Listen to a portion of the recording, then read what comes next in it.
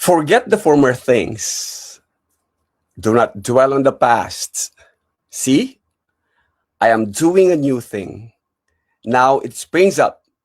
Do you not perceive it? I am making a way in the wilderness and the streams in the wasteland.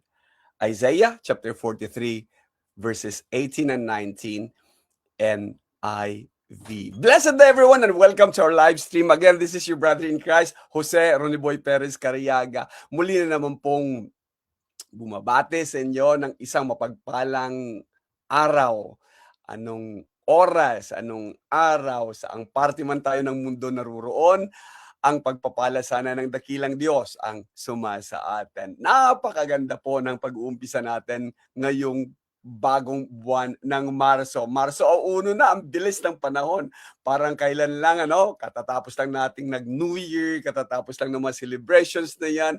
Ngayon, andito na tayo sa spring. From the text, dalawa po makikita natin. It is God who is making these things possible.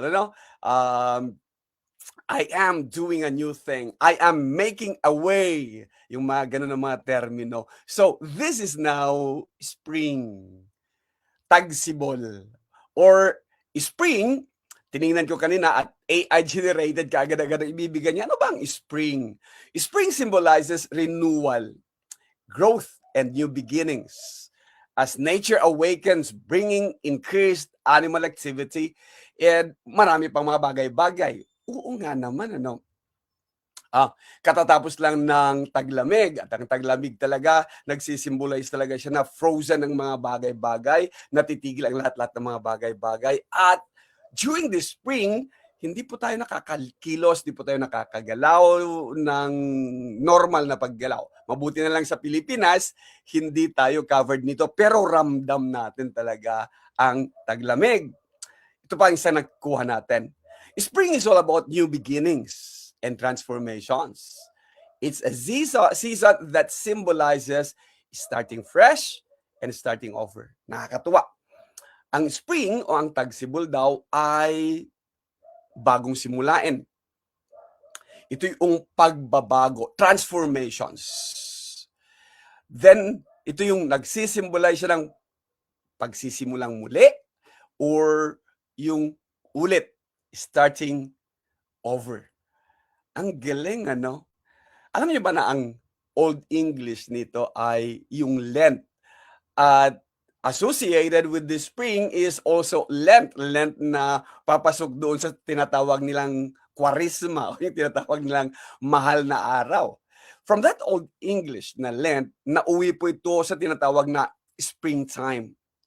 And then, yung mga sumunod, pinahaba yung springing time, pinaikli doon sa springtime hanggang mauwi na lang ito sa kasalukuyan na tawag natin na spring. And when we look at it, sa Tagalog, tagsibol. Palagay ko, tama yung tagsibol. Hindi yung spring na batis o di kaya ay yung sa Ilocano, ubog, panawan ti panagmola. Ubog is spring. Yung water, spring up, ubog. And yung season, panahon iti panagmula is sa Ilocano, ito yung panahon ng pagtatanim. The same thing, hindi kagaya ng Tagalog talaga, tagsibol. Makikita mo na lang na biglang sisibol, bigla na lang lalabas. Dahil yan ang tagsibol. Sa mga Bisaya, sa mga kaigsuunan akong mga Bisaya o sa mga kaparihan akong mga Cebuano speaking, ang spring is tubod or iba ang hinighlight ng mga Cebuano. Ito yung product na ng spring, yung tingpamulak. Mulak is bulak from the term bulaklat, from the term bulak, from the term flowering.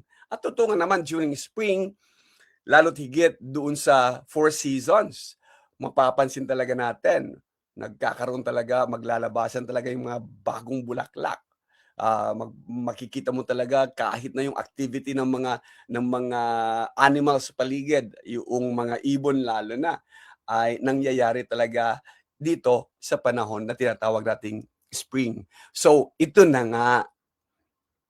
Tamang-tama yan dun sa ating expectations at umpisa noong bagong taon, expectations talaga ang tinalakay na natin. Nasa part 3 po tayo. Ano-ano nga ba ang ini-expect natin sa spring o sa tagsibol na 'to? Ayon sa definition in itself, nag-i-expect tayo ng growth. Hindi lang paglago, pag-unlad, kundi renewals, mga pagbabago. Bakit kailangan natin ng pagbabago? Kasi nga, sabi nga natin, mga bagong simulain dahil nga kagaya din ng winter, kung saan mula doon sa fall, doon sa pagtaglagas, and then papasok ang winter, taglamig, na halos puti lang at wala kang makikitang mga bagong sibol, bagong offshoot, bagong saringit, salingsing kadagiti Ilocano, then we are expecting it.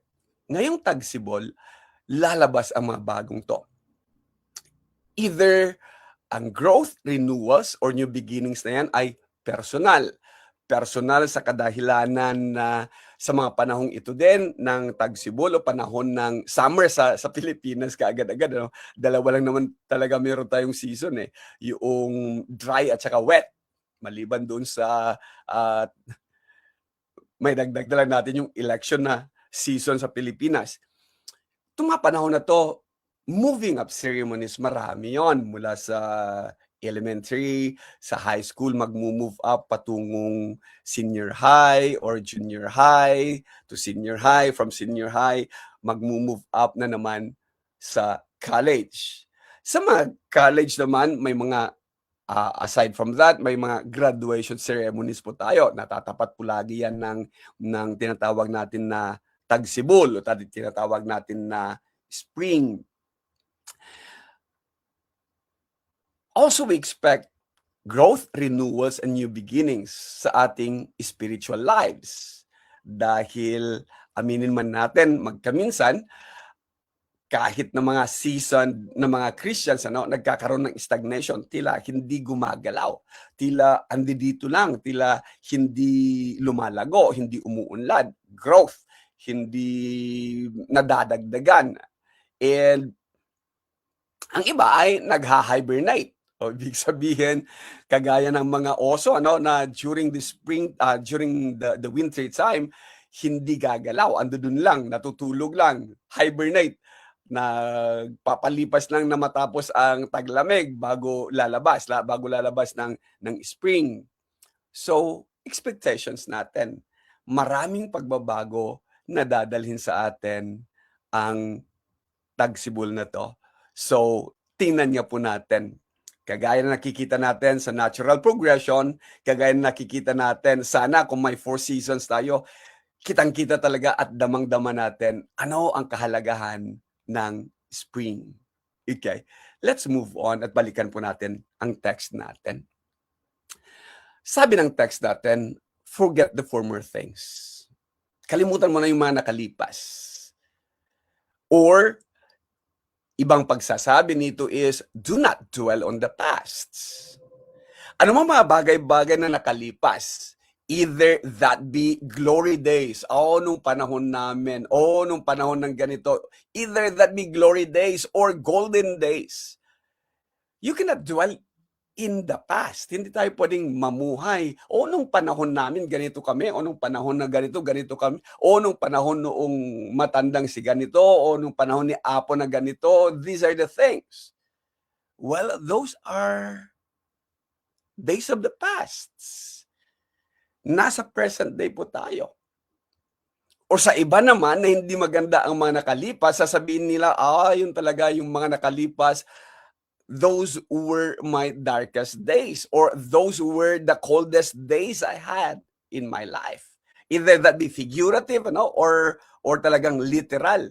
Ito yung pinakamadilim na bahagi ng kasaysayan ng Pilipinas. Pwede mong gawin, ito yung pinakamalamig na bahagi ng whatever na gamitin man natin yan na figurative language. ang sabi ng Biblia o sabi ng Panginoong Diyos na nagsasalita dito, I am doing these things. I am doing a new thing. So, forget the former things, forget the pasts, do not dwell on the pasts, because I am doing a new thing. I am. And what is that new thing? It springs up. So wag ka na mag-dwell doon sa malamig, madilim, wag ka na mag-dwell doon sa luma. God initiates renewal. Bago pa man maisip natin na dapat may gagawin tayong pagbabago, dapat may gagawin tayong ganito, nasa design ng Panginoon. Tagsibol. Susunod doon, summer. Susunod doon, fall. Susunod doon, winter. And then iikot na naman siya sa tagsibol. And that is nasa kanyang design.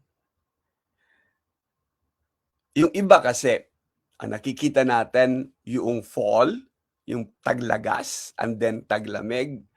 Nakikita natin ang tagsibol, spring is magkakaroon ulit kasi ito ng panibagong mga branches, panibagong mga saringit sa mga Ilocano, panibagong mga usbong. And we think or we associate sometimes na yung new thing na sinasabi niya is renewal lang ng mga old blessing. And spring symbolizes that. Sa ganang akin, ang makikita ko with that new thing ay hindi renewal lang ng mga old blessings, hindi yung parang sa mga bata, sa mga anak ko, sasabihin nila pangat, ang ulam natin. Anong ulam natin? Pangat. Ibig sabihin, pangatlong hain na ito. Or recycled. And ayaw nila yung recycled. So, hindi pangat ang binibigay sa atin ng Panginoon, kundi ang new thing na sinasabi niya ay mga bagong biyaya galing sa kanyang faithfulness. Kaya nga, sabi niya sa Lamentation, they are new every morning. Great is thy faithfulness. And it is God who initiates that. Hindi tayo.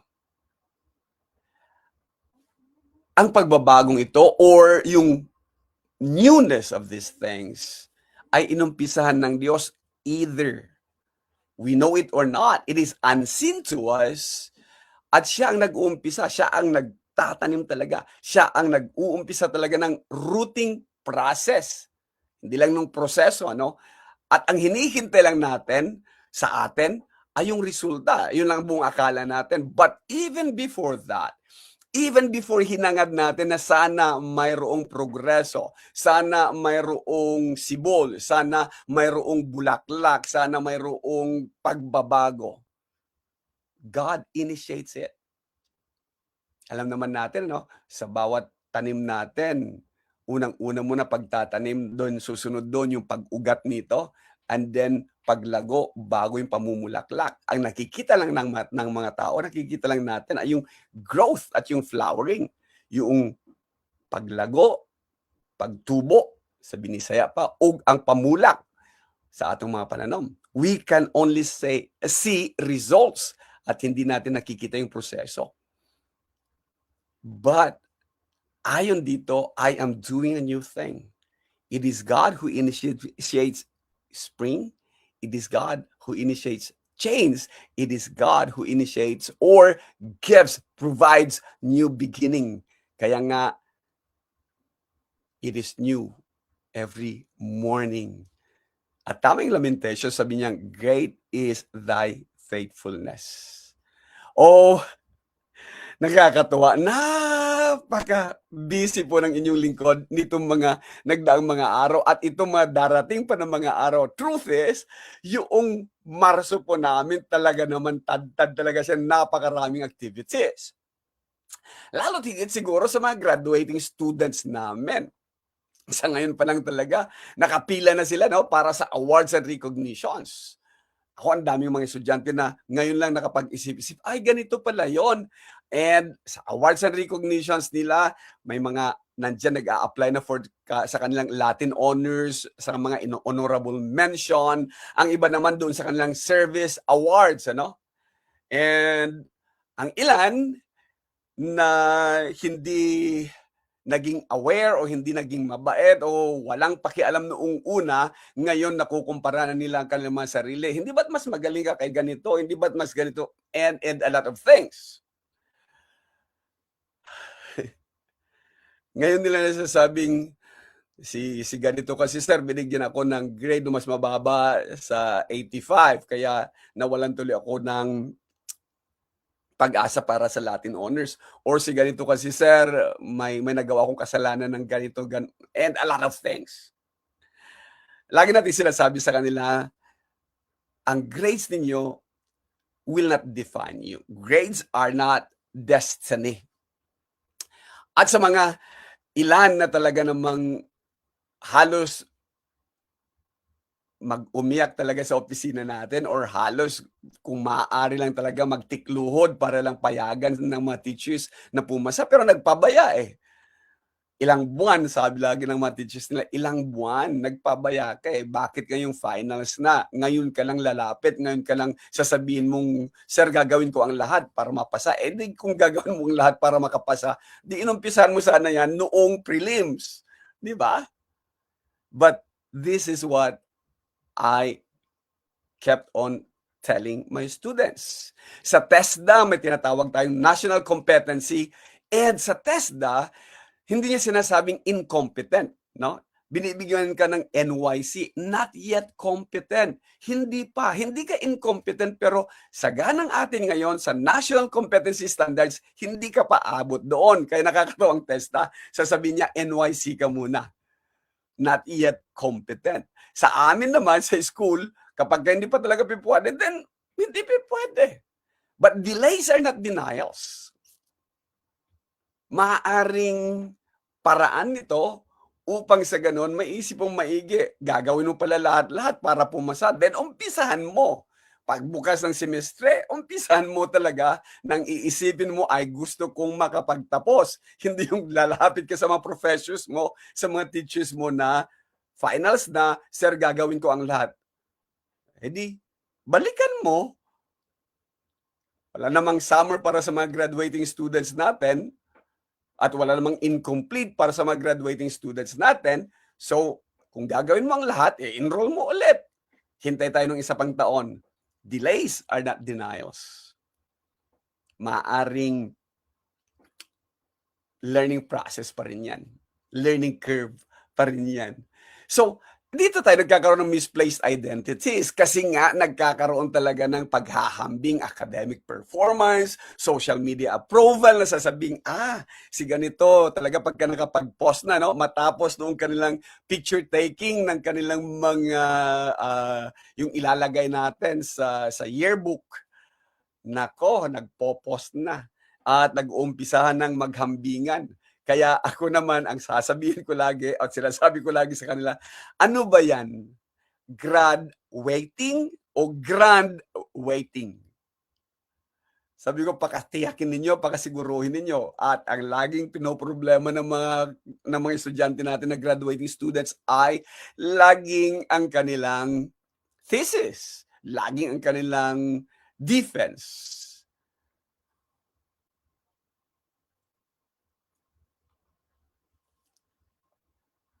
At naghahambingan lagi. Bakit sa ganito? Bakit sa ganito? And comparison is poison. Indirectly, hindi man alam ng mga estudyante o graduating students, when you compare yourself to others, tapos bakit sila pumasa, kami hindi? Bakit sa kanila kunti lang ang tanong, bakit sa amin pinahirapan kami? And you start putting blame. Hindi doon sa performance mo, hindi doon sa kakayahan mo, kundi indirectly blame yung mga nag-panel sa kanila. And isa sa problema ng generation ngayon ay they never own up sa kanilang mga responsibilidad. Comparison is poison talaga. Sa mga regular students naman natin from freshmen hanggang dito sa mga juniors natin, ano, yung rigors, yung daily pressure o daily pressures ng college life, mag-umpisa talaga sa mental health na sinasabi nilang ang daming gawain, physical health, sir, ang daming ganito, ganon. And ang ilan talaga, kita natin yung financial issues. Subalit kinakausap natin pa isa-isa or kinakausap natin ang bawat isa bago mag-umpisa ang ating mga klase, reminding them these things. Na ang mga pressure, hindi ibig sabihin failure. Na ang mga pressure, hindi ibig sabihin nag-fail ka. Hindi ko mo may financial issues. At like ko sinasabi sa mga bata, no? Sabi sa amin noon, anong maasahan mo sa pamilyang yan?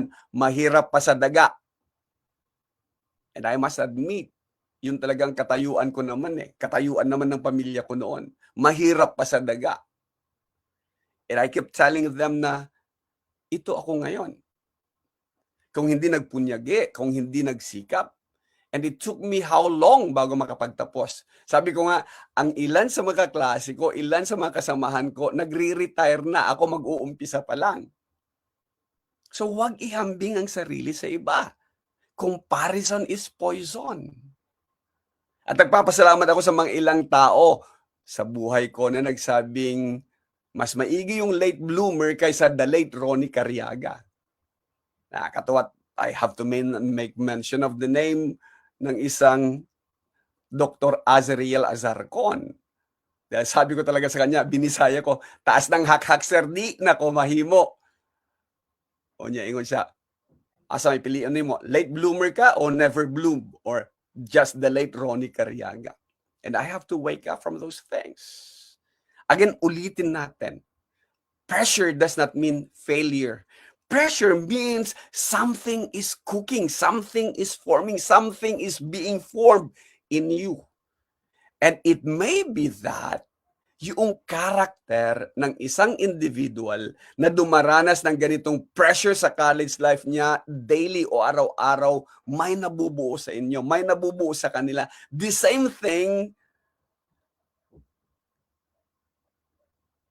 sa lahat-lahat ng mga nakapagtapos ng kolehiyo o nakapagtapos ng karera nila. Kaya nakakatuwang dapat maalala ng bawat isa how pearls are formed, ano? Ang pearl, wala siyang kakayahan at wala siyang kamay na yung mga irritants dito sa kanyang tagiliran, wala siyang kaparaanan na para tanggalin yun, wala siyang kamay para kutkutin ang mga yon, kundi ang kanyang ginagawa ay iniiyak niya, so to speak, tears that will wash away those irritants. And in due process, nakakabuo siya ng isang mahalagang bagay, and that is how pearls are formed. The same thing. Ni-encourage natin ang mga estudyante natin na perseverance, patience, pero pagpupunyagi talaga, and never giving up. Kaya nga, nasasabi natin sa kanila, you are a work in progress, hindi ka final grade. At ang mga grade mo will not define you. Paulit-ulit nating sinasabi sa mga yan. Kagaya din ng mga Kristiyano na maya't-maya na lang ang laging sasabihin, kumusta Brad? Ito, hirap lang lagi sa buhay ang napag-uusapan or struggles lang lagi sa buhay ang napag-uusapan. Well, mga Kristiyanong nagsasabing, di naman ako nagkulang sa pananalangin, di naman ako nagkulang sa paglapit sa Diyos, di naman ako nagkulang in a lot of things. Yet wala pang nakikitang answers sa mga prayers. Long overdue prayers. Yung iba naman, naglingkod, subalit wala pa ring resulta na hinihintay mula sa mga paglilingkod. Kaya ang ilan sa kanila o ang ilan sa mga Kristiyanong kagaya nito ay nagkakaroon tuloy ng stagnation at hibernation. Siguro cool off muna ako kasi ganito, or indirectly may kaunting hinampo ayaw lang aminin, may kaunting hinampo sa Panginoon na Lord, how long have I been praying for this? How long have I been doing these things pero wala pa rin pong resulta na nakakarating sa akin? Di ba? May kaunting tono ng hinanakit o hinampu yun. Yet, walang pagkakaiba yan doon sa Chronicles of Narnia, no? Doon sa sinabi ni Mr. Tumnos na in Narnia, it is always winter but never Christmas. Kagaya din sa mga Kristiyanong always praying pero wala pa ring sagot, always serving pero wala pa ring resulta at wala pa rin yung hinihintay na kasagutan or hinihintay na growth ng pinapakita nilang service. Always winter but never Christmas. Yet believe me this, God is working. Kaya nga magkaminsan ginagamit natin si Elijah. 1 Kings chapter 19, matapos ang kanyang showdown in Mount Carmel talaga, no? Matapos niyang ipakita, matapos niyang gumawa ng renewal, revival sa Israel. Nung sabihin siyang papatayin siya ni Jezebel, talagang natakot siya at tumakas. Nung nakatakas siya sa tinding pagod niya, ang kasabi niya talaga sa Panginoon is, I have had enough. Mas maigi pa sa akin mamatay. And napag-usapan na po natin yung sa suicidal tendencies siya noon. Subalit hindi siya pinagalitan ng Diyos. Ito yung mga taong kagaya ng they could succeed publicly but feel empty privately. Diba? Sa mata ng mga Israelita na nagkaroon ng revival, sasabihin talaga lang, galing ni Elijah. Dahil kay Elijah, nakapanumbalik tayo sa paglilingkod sa Diyos. Dahil kay Elijah, nakita natin that Baal or Bel is nothing. The God that answers is no one but Jehovah or Yahweh or Elohim, yung ibang mga ganung mga termino nila. So, kagaya din siguro tayo kay Elijah. Publicly talaga nakikita very successful, pero privately hungkag. Mayroong pakiramdam na may kulang. Kasi yung mga idinalangin kong personal hindi pa rin nasasagot. Yung mga paglilingkod ko, hindi ko pa nakikita o nahahanap yung mga resulta. Or, puring-puri ka ng iba because God used you mightily, pero still you feel exhausted after the things that are done. Para kang si Elijah magsasabing, I have had enough. Mas maigi sigurong mamatay na lang ako. Suicidal tendencies. Yet, God took care of that. And God said, the angel of God said, pangalawang beses ito, nung first time, sabi sa kanya, eat. Tapos, pinatulog siya. But this time, inulit sa kanya. Second time na nilapitan siya, sinabi sa kanya, get up, eat.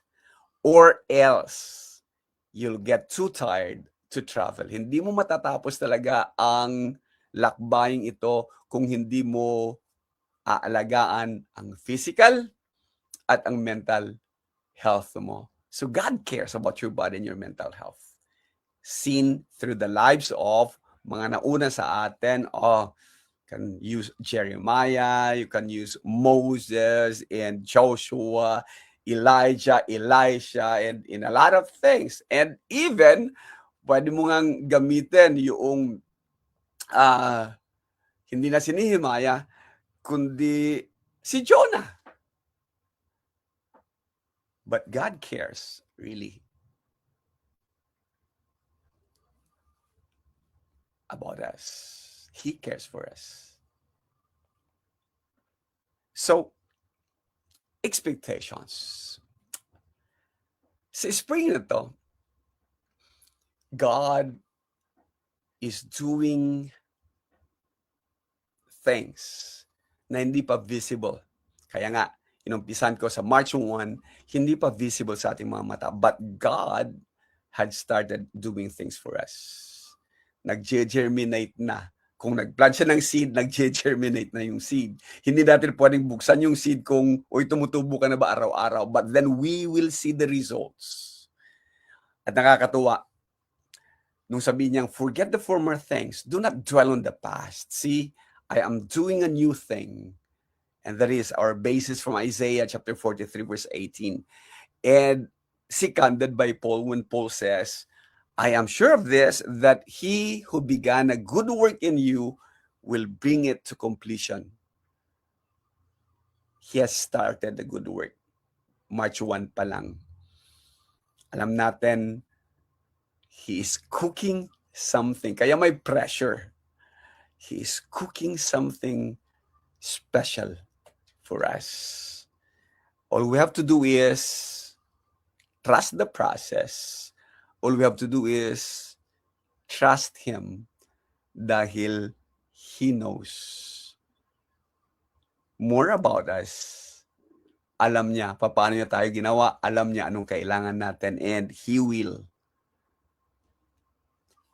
provide it and He will give it to us.